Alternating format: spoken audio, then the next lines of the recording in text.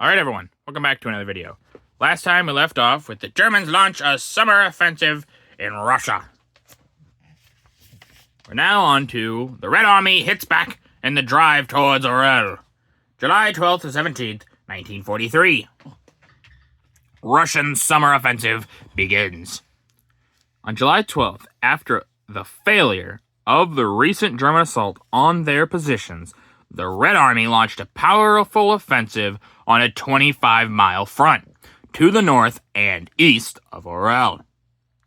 Within 3 days, the enemy's fortifications had been pierced to a depth of 28 miles, and 3 German infantry divisions and 2 panzer divisions utterly routed.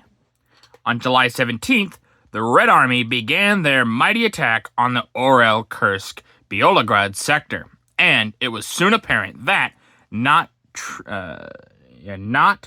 only had the German plan of a summer offensive, as Marshal Stalin announced, been completely frustrated, but in fact, all the wedges that had been driven in their positions in the abortive German offensive.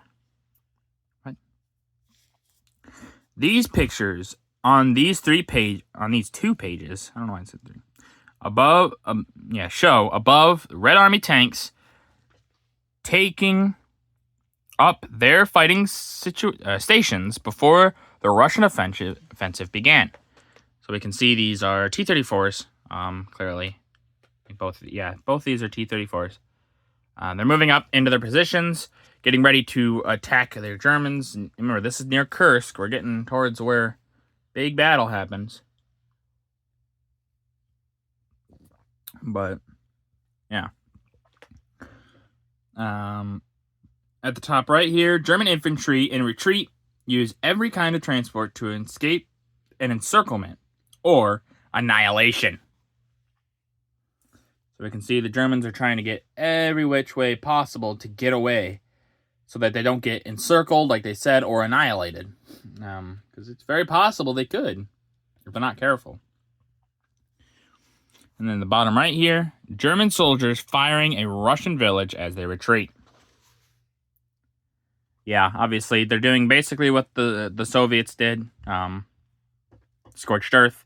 As they leave, they burn everything with them. So.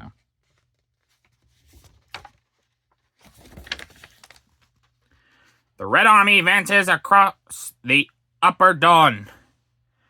July to August 1943. Fierce fighting before Orel. During the remainder of July, fighting continued on a big scale in the Orel sector. Despite heavy rain and strong German resistance, the Red Army advanced steadily, and by August 1st, they had reached places within 12 miles of the city. The picture on these pages show Red Army cavalry in action. The Cossack especially played a great part in the Don and Caucasus fighting earlier in the year.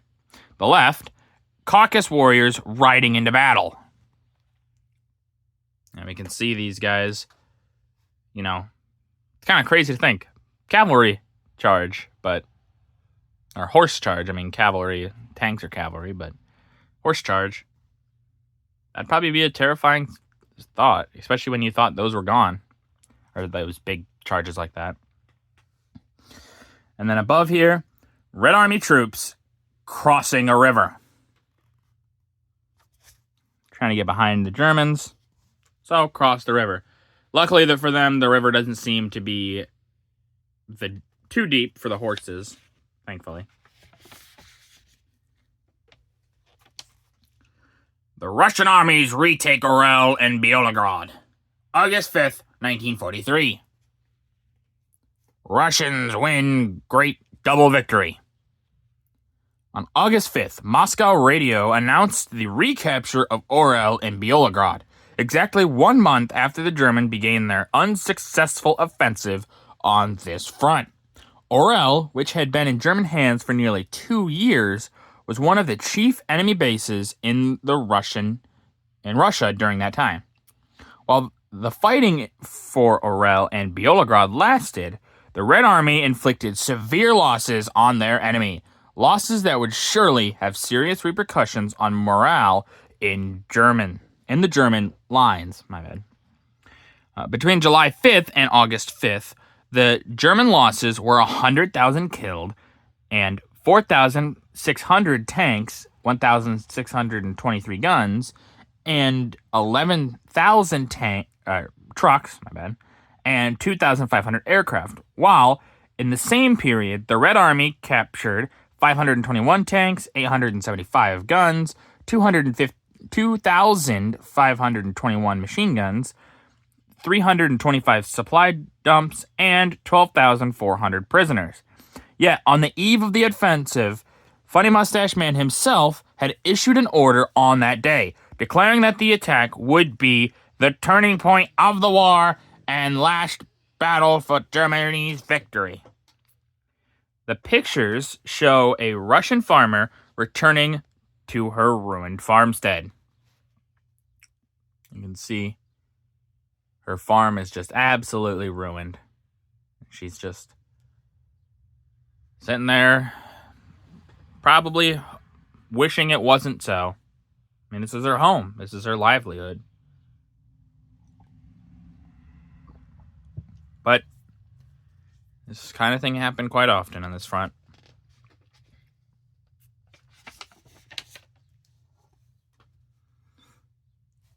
Revolt against fascism in Italy. Mussolini ousted. July 25th, 1943. Architect of fascism overthrown. As the Allied forces pressed north in Sicily and came within sight of the Italian mainland, Mussolini, first fascist dictator, found himself facing internal revolt, which increasingly revealed itself in strikes and sabotages. So serious was the situation on both the war and home fronts that he went to consult Funny Mustache Man, who met with him at Verona on July 19th. Funny Mustache Man's proposed remedies were reported by Mussolini to the fascist Grand Council,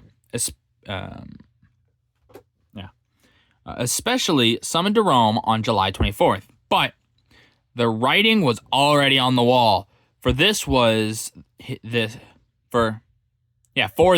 Sawdust Caesar. Why are they calling him that? Because he's basically sawdust. He's not really much of anything. One slight breeze and blow him away. A majority of the council rejected his proposals, and the cornered and frenetic Deuce was forced to resign. To the people of Italy, the tidings came like the sweet breath of freedom, unsavored for 21 weary years. And in the cities and towns, the jubilant crowds demonstrated in the streets for days. To all outside Italy, particularly the millions suffering under German oppression, the fall of Mussolini brought new confidence that his master across the Alps would meet the same fate. Pictures on these pages show top, right here, what the citizens of a Sicilian town did to one of his innumerable effigies. You can see they put a sword in it, shot it up a few times, busted it. Yeah, the writing, like they said, it's on the wall, and quite literally on the wall. But yeah, they're getting rid of Mussolini. Below, the efficating of one of the slogans he had caused to be painted on public buildings all over Italy.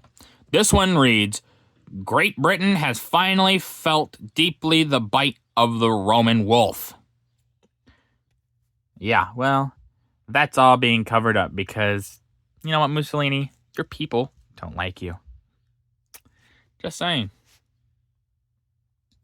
And then on this page here, a Italian crowd is shown hurling overripe fruit at another of Mussolini's portraits. Yeah, they clearly do not like El Duce. So, They're making that well known. And yeah, he resigns, but this won't be the end of Mussolini quite yet. But with that, that's going to do it for this video. If you guys liked the video, leave a like. If you didn't, leave a comment. Tell me what I could improve on. I always appreciate your feedback. And as always, subscribe. It really does help out the channel. Thank you.